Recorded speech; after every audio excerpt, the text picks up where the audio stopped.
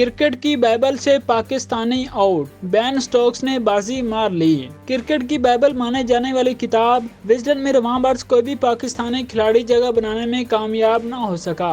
England کے star all rounder بین Stokes نے 4 سال میں تیسری بار وزڈن مینز کرکٹر کا اعزاز اپنے نام کر لیا۔ بین سٹوکس کو ان کی 2022 میں انگلینڈ کی ٹیسٹ ٹیم کے لیے شاندار کپتانی اور T20 ورلڈ کپ کے فائنل میں میچ وننگ کارکردگی کی وجہ سے منتخب کیا گیا۔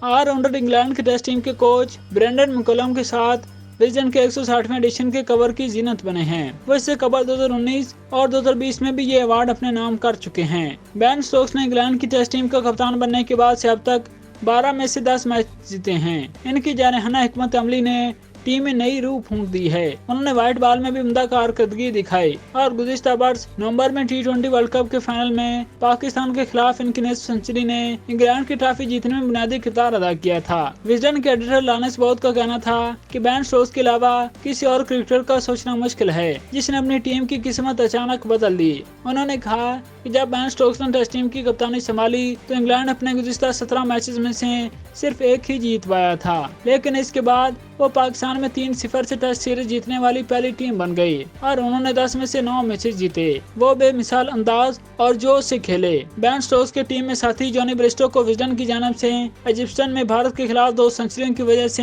ٹیسٹ میچز میں بہترین انفرادی کارکردگی کا ایوارڈ ملا۔ آسٹریلیا کی بیتھ مونی نے دوسری بار دنیا کی صف اول کی خواتین کرکٹر کا اعزاز اپنے نام کیا، جبکہ دنیا کی ٹاپ T20 کرکٹر کا ایوارڈ بھارت کے سوریہ کمار یادو کے نام رہا۔ ماضی میں عمران خان، وسیم اکرم، وقار یونس، سعید انور، جاوید میانداد، شاہین شفریدی وزڈن ایوارڈ جیت چکے ہیں۔